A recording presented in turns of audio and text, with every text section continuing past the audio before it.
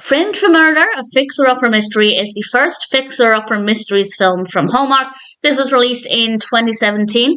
It's directed by Mark Ginn and it's written by Peter Hume and Teena Booth, based on the story by Kate Carlisle. And we have a cast including Jewel as Shannon Hughes and Colin Ferguson as Mac.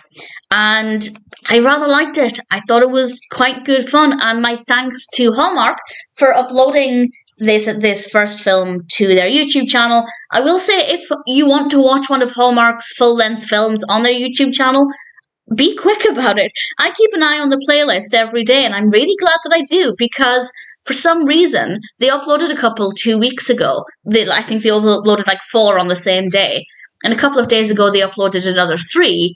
And then the original 4 disappeared. They're privated. It says in the playlist some of these videos are currently unavailable. I don't know what they're doing. I don't know why they're doing this.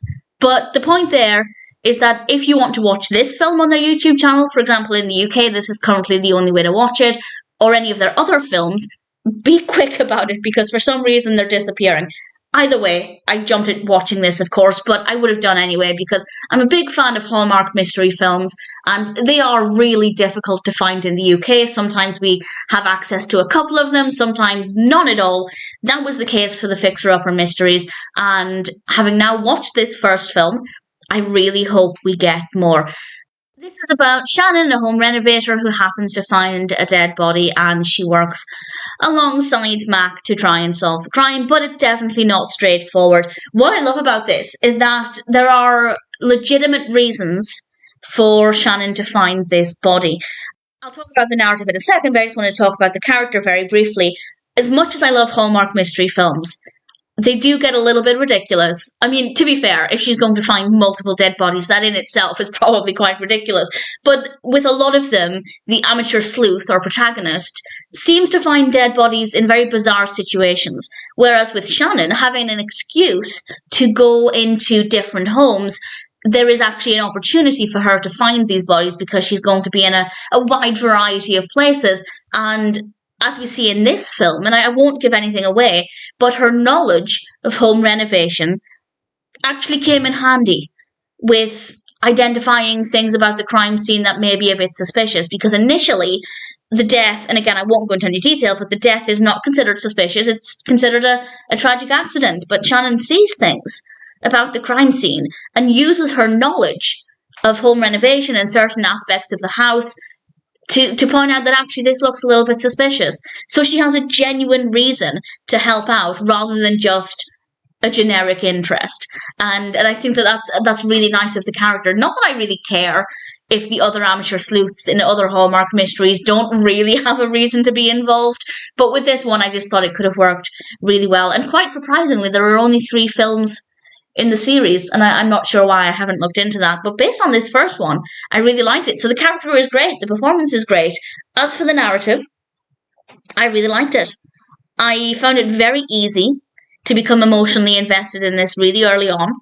Also, I feel like the pacing was really good. I feel like it didn't take too long to set things up. And something I think I've mentioned before is that often the first film in a Hallmark mystery series will take quite a while to get to the murder or whatever the crime is. Usually it's a murder. And that's generally because they know they're going to have several films, so they're giving us time to get to know the character, which is fair enough. But with this one, while we got a bit of time to get to know Shannon, I never felt like it was dragging. And if somebody wants to say, well, actually, it's the exact same setting up time as the other films, I guess the point there is it was more interesting.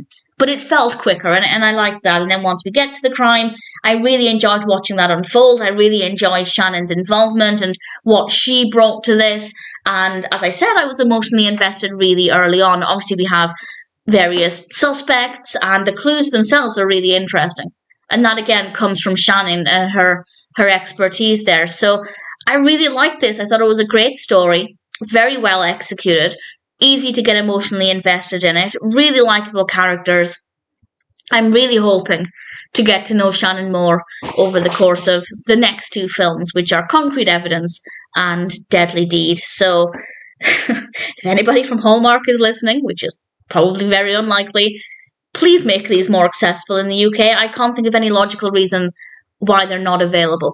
So hopefully they are starting to upload more things to YouTube, or even the Hallmark channel on Amazon Prime. I don't mind paying for it. I've subscribed to the Hallmark channel multiple times, and then I watch however many they've released, and then I unsubscribe once I finish them, and then several months later I subscribe again, and I'm happy to do that. I really want to watch them.